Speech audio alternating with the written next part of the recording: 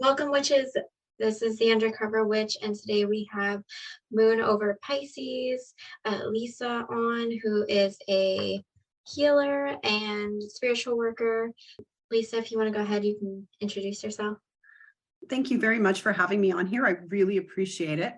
I'm a multidimensional healer. I am a spiritual teacher, and I'm also a spiritual energy coach. I teach people how to, manage their own spiritual and psychic abilities. I guess you could kind of call me a healer's healer.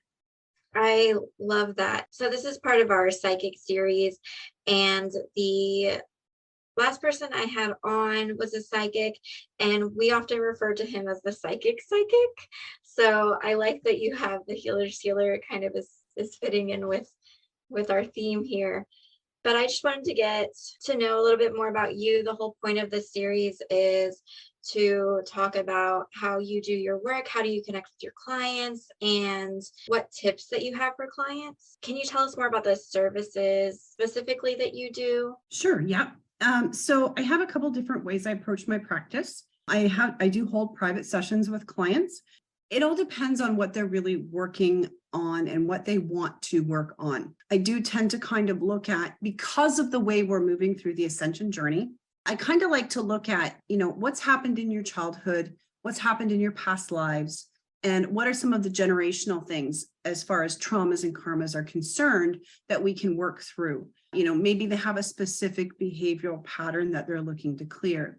So what we do is we sit and we have a conversation. And while we're having that conversation, I might use some Kundalini Reiki. I might guide them through a shamanic journey.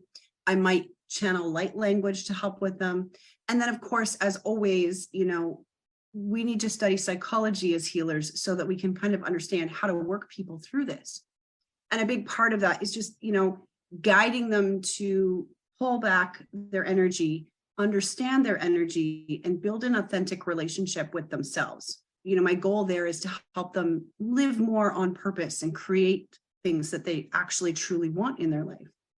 The other part of my practice is that I do provide, workshops and a lot of group coaching. I just find that this works better. I do one-on-one coaching, but I find that takes up a lot of my time, a little too much of my time at times. So I prefer to do kind of that group coaching thing. And the idea of that is to kind of provide that container for people to be able to learn and grow and share their own gifts. That's a big thing, is I want to empower people to accept their own gifts and share them, whatever way that looks for them. And then encourage them to play with the energy and get to know it and how it works for them and how they can best learn to heal themselves. I'm glad you said that. I definitely understand. I actually started out doing psychic readings and readings for people, and I moved to pushing them. I've turned more into a coach, or I usually say a guide, just to tell them, how to connect with these things on their own, why they shouldn't rely on readers for everything. I felt like I had like 2-hour conversations with some clients almost every day. And I was like, okay, now we're getting to the point where you're just asking me like what you should eat for breakfast. I think, you got to figure out how to do some of these things on your own and connect on your own. Absolutely. Absolutely. You did mention about learning a little bit about psychology, that it's important for us to understand how that works as spiritual workers. And I was watching some of your videos, and one of them stuck out to me because it was about disassociation. I completely related. So the idea of that was that disassociation isn't always necessarily a bad thing. It can help you connect with yourself. It can help you connect to those messages. But I have also personally been watching a lot of things about like Teal Swan and other readers that are big, or spiritual workers that are bigger, and they get a lot of flack for kind of using psychology to back them up. But I don't know, I think it's all connected. But I just wanted to know how that disassociation idea worked for you, and how you kind of thought about that idea and put those things together. Right. So in my work, a big part of my work is to heal myself as well as the people around me. And as I started really studying psychology and getting to understand it, it was always kind of told to me that, disassociation is bad. You can't be, dissociated from life. You have to be part of your body and all of these things. And it really never resonated with me. It didn't sit right with me. So how it came up was about a week or two before I did that video. I have a very small group of healers that I'm very close with that live close to me. And when we feel called, we come together and we either work on each other or the earth or, whatever it is that we're called to work on in that session. One of the sessions, I'm actually going to hopefully be doing a video soon with this particular healer, is she does something called quantum biofeedback. And one of the things that we were called to help heal was that disassociation and ADHD kind of type energy. But when we looked at it, we went, wait a second. When we do this, we feel disassociated. So then something just clicked with me, and the notion wouldn't leave me alone. Why is this disassociation so important? And so that night, of course, as I do at night, I had a nice comfortable salt bath to relax. And it's where I get a lot of ideas and where I connect really well with the energy. Being a Pisces, water is my jam.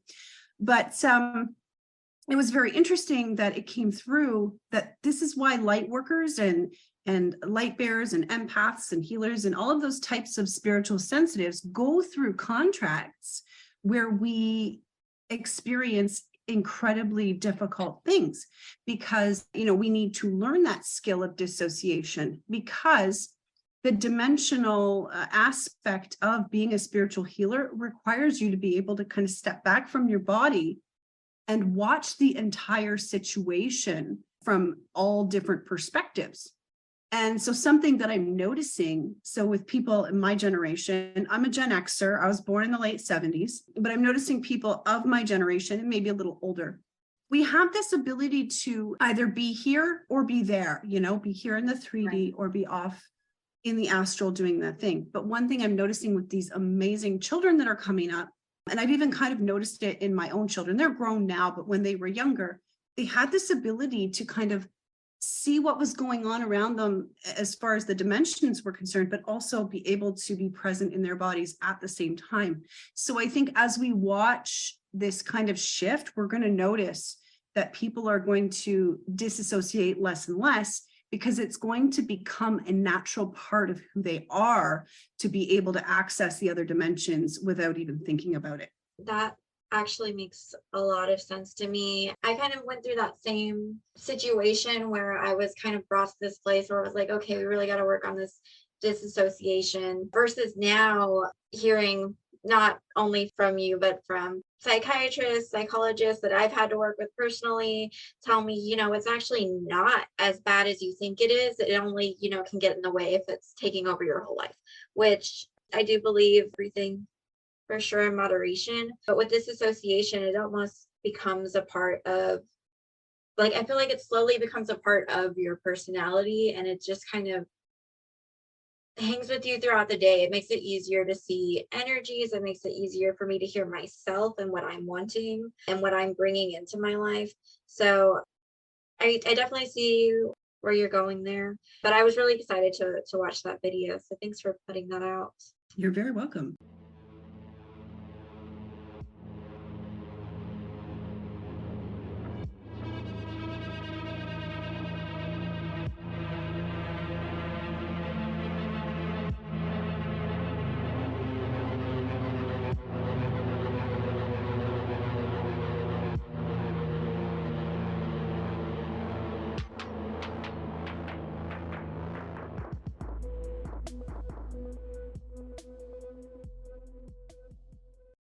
I am interrupting this episode to remind you that if you have any ghost stories, paranormal experiences, or spiritual experiences that you would like to share on the podcast, to please email me at thewitchundercover@gmail.com or go in my links and fill out the form.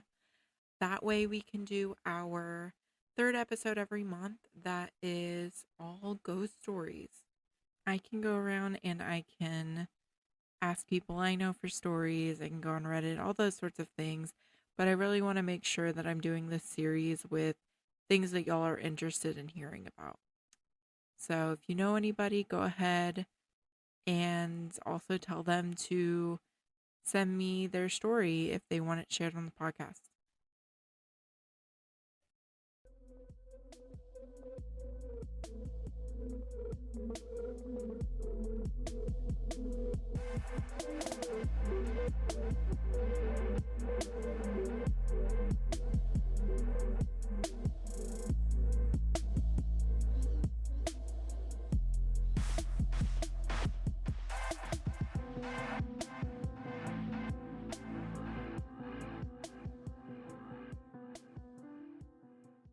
Do you have any specific advice for people in just the community that are just getting in, that want to participate in these services? There's a lot of different services. You were just listing yours, and we have multiple options. I remember when I was growing up, I heard a lot about tarot readings, and we're Mexican, so we'd have like the egg done and sweeping for the heavier things going on. But now there's Reiki, there's theta healing, there's a lot of different options. And not that they weren't there before, but now it's more mainstream. You have more access to it, more people are getting certified for these things.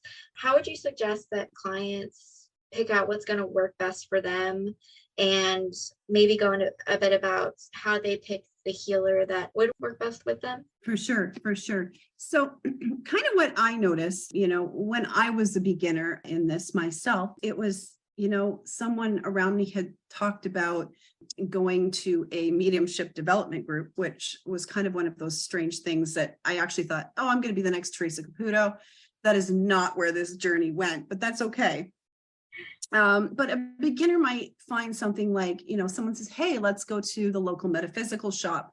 They might buy some crystals and some incense, and then they get a little interested in, oh, wait, tarot, what's that? And they want to learn it. And the next step, like you said, might be to go get a Reiki treatment or start investigating, do you want to learn how to be a healer? Maybe you feel like you're a star seed, then they're going to start wanting to get into things like shamanic healing and karma and twin flames and soulmates. And then this list starts popping up with them. And one of the things I find with people who are new to the journey, they're like, I want to learn everything all at once. Right. So my advice for that is pick something, learn as much as you want about it, and then move on to something else. Don't try and overwhelm yourself with trying to learn every single thing about every single spiritual concept there is, because you are exactly where you are meant to be on your journey, no matter what. And you're never going to get anywhere if you sit spinning your tires at 10 different subjects. Whereas if you focus on one subject, you're going to find things go a lot more smoothly. As far as picking someone, I always say, if you're someone who is initially drawn to this journey, you're someone who's kind of always had those little hits of intuition. And whether you listen to them or not is really, whether or not you're willing to begin to go on that journey. And so I say, pay attention to, how does that person make you feel? If you're looking at someone who's a scammer, they're going to gaslight you. They're going to demand more and more money, and they're not going to have a really nice feeling. I actually have a very interesting story about that. Back in, 2008, 2009, when I really started to do this consciously, I went to a psychic fair in my hometown, and there was a gentleman there doing palm readings. And I was like, oh yeah, palm reading, that sounds really cool. So I basically had him tell me for $60 at that time, which, 14, 15 years ago, that was a fair amount of money, that I was a healer, which, I was very grateful for that. But the rest of what he told me really didn't make any sense. And I really felt like, man, I really didn't get my money's worth out of that. And, and I've had people who have told me, I don't resonate with your reading. Okay, here's your money back. So that's going to be something that they're going to, an ethical and integral healer or reader they're probably going to offer your money back. One, if you didn't go with enough of the time, or two, if you feel that they did not do what they said they were going to do. And then it was very interesting, actually, this past weekend, not this weekend, but a week ago, I actually went to another psychic fair just for fun because I hadn't been to one in years. And interestingly enough, that same man who told me that I was a healer 15 years ago was at this, and he was still doing the same shtick. He still had the same energy he'd always had of just being stagnant and stuck. And so it kind of was a big coming of full circle for me, to see how much things had changed for me. And yet there are people out there who read for years and years and years and years, and they never change. So you're going to notice that an authentic healer will help you feel positive, uplifted. They want to empower you. They want you to live and speak your truth, and the ones that are worth their fee are the ones that have experience. They have expertise in what they're doing. They prepare, and they know how to teach you. That's a really interesting story. I can't I can't imagine that. And it's kind of crazy that he came back. I like things that go in these circles because it really shows me where I'm at. I used to not understand that, and over and over my guides would say, like, you'll see when it comes to it. And then it comes up and I'm like, oh my God, I get it. It only took me Exactly 100 years to understand, but now I get it. Yeah. And that's something that I find too, like with myself, with my clients, something will happen. And then 6 months down the road, you'll be like, wait a second, I get that loop. I get why that happened. Makes total sense. Okay. Sorry, I was such a jerk about it in the first place. Right. Yeah, I've had a lot of clients, and I recorded this recently about it and talked about it, but I've had some clients in the past who would come to me for readings who would be in complete denial of everything. And then in 6 months, it would happen and they would be like, oh. And I was like, yeah, but they were just avoiding it, adamantly avoiding it. Like, I know, but I don't want to hear about that right now. Or I don't want to know about that right now. And I think as readers and spiritual workers, we do the same thing, but it can be kind of harder sometimes to convince us, because I think sometimes that I know everything, and I've kind of learned since then. But I used to think, no, I know that's not going to happen because I know what's going on in my life. And then 6 months later, whatever I'm avoiding comes in my face, and it's like, you have to face this now. Yes, absolutely. Absolutely. I actually had a client, she would come to me for a reading for the same thing. And this went on for 4 or 5 months. She'd come once a month, and it would be the same thing, the same boy in her life that she really didn't need in her life. Until I finally actually had to say to her, I don't think this is working out. I think you might need to actually go to another healer, another reader, because this isn't, I tell you the same thing every time. And every time you're asking me to tell you something else. And I can't lie to you about what's going to happen and what I'm seeing happen. So yeah, we parted ways. And then she actually tried to get me to do another party for her and her friends. And I just said, I really just don't think that we're a good fit to work together. And I haven't heard from her since. It really kind of showed me, where I needed to set my boundaries as a healer too, and as a reader. If there are people who just really think that I'm going to just fix them just because they come to me, that's not how healing works. I give you space to work on it, but in the end, you're the one who has to do the work. Right. I think a lot of people come and they expect situations in their life to be healed, and that's not necessarily the case. It's you're here to work on yourself, and that's going to affect everything around you, for better for that situation or worse for that situation. But whatever comes out of it is hopefully the best for you. Exactly. My husband practices ritual high magic. Mm-hmm. And I've started to learn from some of that myself as well. And one of the people that he's, read some of their books and things, there's a phrase that came up: there is no magic without tears. And that really struck me, because in order for us to really create magic or create manifestation or whatever you want to call it in your life, the only thing that we can actually change is ourselves. So when we begin to change our attitudes and our ways of thinking about things, that is when we truly bring that magic into our lives. And so that's really stuck with me over the last couple of years that we've been studying that together. And to be able to understand that and be able to share that in a different way with my clients has really shown me, what people are really capable of. And it's been pretty amazing. That's beautiful.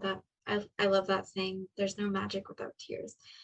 That's absolutely beautiful. So as far as healers, other workers, other spiritual workers, do you have any advice for them, especially how we were just discussing when we have clients come up that don't resonate with our readings or who don't connect with us very well, how they should handle that or how they should uphold those boundaries?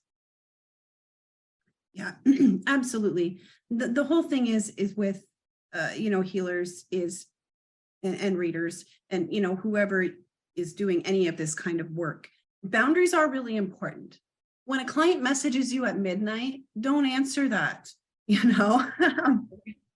They can wait till the next morning because I don't know about you, but at midnight I'm in bed usually. And make sure that they understand this is what I offer. And, it's up to you to figure out whether that's truly worth it to you or not. And I would tell them, don't go it alone. Find others with experience and invest in yourself. You're worth it, right? Like if you think someone's too expensive, where do you feel in yourself that investing in yourself is too expensive? And then charge what you're worth. Take a look around, see what other people are charging, and take a look at the amount of experience they have compared to yours and charge what you're worth. Right. And then the other thing I always tell people who are working, with energy, take care of your nervous system. There's a lot that goes through your nervous system when you work with energy, whether you're just doing psychic readings or medium readings or a combination, or whether you're doing energy healing, your energy goes through your nervous system, and it's a very, very important part of your body to take care of.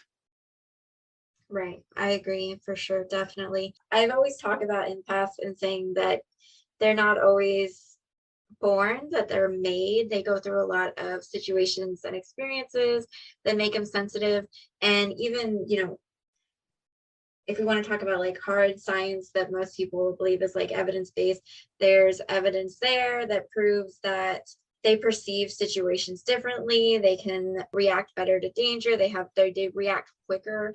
They can read people better. But also when we talk about medical situations and diseases, there are certain things there that also connect with that empathic nature. So it's all connected. So it's really, really important to take care of yourself. And if you are feeling sick, to not just go in and like, I want to read people anyway, or I still feel like I need to help these people, and not stop and take care of yourself, because you're not really helping anybody that way. Yeah, absolutely. Absolutely. That was probably one of my hardest fought lessons. I would go and work a full-time job and then come home and do readings at night. And it was really taking a toll on me, and I actually had to stop for a while. Right. Yeah, I actually switched jobs recently because I was spending a lot of time at my other job because I worked in a hospital, and I couldn't be open and closed and open and closed. I was like, something's got to give. So Exactly. I kind of switched my life around. I did want to ask one question that I've kind of been just asking everybody that I know that does, who has experience with Reiki and different healings, is I noticed maybe a few years back after I did my master attunement that all of the Reiki practitioners that I knew, after they did Reiki on somebody, that person also got not only that healing session, but they got a little something extra, whether it was their manifestations came in quicker, or I know when I do mine, people get this burst of creativity, like people who've never picked up a paintbrush are wanting to build something and paint something and write something, like they just go into this creative mode. I have another healer who is, whenever he does his healings, it's very, very evident. You can tell, like physically, it's just so overwhelming. Like everybody kind of has their own special gift they give when they do Reiki. Do you feel like you have noticed that or experienced anything like that? Absolutely. I find that people tend to jump timelines. So they have accelerated growth. I've also kind of noticed that people are much more emotional and much open to their emotions after they work with me. And they begin to activate their soul mission after they work with me. I know, jumping through timelines and things like that. That was something so big in my childhood that I didn't know ever what was going on. And now as an adult, I have more control and can understand it a little bit more. So it's not as scary. But learning about that and going back, it definitely made me look at my childhood completely different.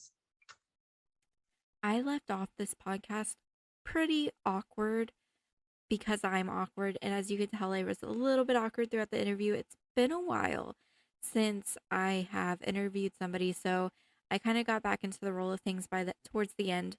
So I hope you enjoyed this. This very last section of this podcast is going to be about some of the services that Moon Over Pisces, Lisa, is offering at the end of this month in January and at the beginning of February, along with some services that she offers regularly throughout the year. So I hope y'all enjoyed this episode. And if y'all have anybody that y'all are interested in me interviewing, then let me know and I'll see about reaching out to them. But I also included Moon Over Pisces links in the description below. So if you're interested in any of her services or watching her YouTube podcast channel, then those will all be down below. All right, later, witches. I have a few programs coming up at the end of the month that I wouldn't mind talking about. We actually just came off a really great challenge that helped people kind of work through clearing that witch wound that we talk about, that fear of working with energy and working with their psychic abilities and things like that. And that was kind of to morph into this working with energetics program I have coming on January 30th. All of these are going to be online on Zoom. So that's, super easy for people to sign up. We're going to talk about ways to clear and heal your energy, especially those who are empaths and have a tendency to, suck in people's energy every day. These are just going to be simple, everyday practices that they can use to help clear other people's junk out of their energy. Super short. I think I'm going to do that one about 2 hours on the Monday night there. And then, of course, like I said, I'm a Kundalini Reiki teacher as well as a practitioner. And so I offer a 4-week course called Kundalini Reiki Crash Course. You get all of the attunements. I teach you about how to use the Kundalini Reiki, and you can become a fully certified Kundalini Reiki practitioner. And that starts January 31st. And then on February 1st, I have a new program starting that I am just so excited about. Like, I can't even. It's called Divine Surrender. And the idea is that we're going to do a deep dive into self-awareness. We're going to understand the auric body and how to identify our behavioral patterns. There's some very deep shamanic journeys that my guides showed me that I'm going to take people on, as well as do some very targeted light language programming, because light language is basically a form of energetic programming. And I'm going to tell the story of how that came into my life. And then we're just going to do a much deeper approach to shadow work. This particular one is not for the faint of heart. It's going to be for 4 weeks, and there are very limited spots, and 2 of them are actually already filled. And then on February 2nd, this is something I'm doing monthly on the portal days. So we did one on the 1st of January, well, the 2nd technically, because you can still harness the energy. This one we're doing on the 2nd of February. I'll do one on the 3rd of March, etc. So it's like the day and the month are the same. It's a light language transmission. basically, you come in, I talk about kind of the theme for a few minutes, and then I lead you through a journey that my guides channel through me. And we do basically an activation for whatever the theme is for that month. February is looking like, because it's twos and the angel number 2 is around trusting, that this one's going to be around peace and trust. I haven't fully downloaded that because I usually wait till the week before.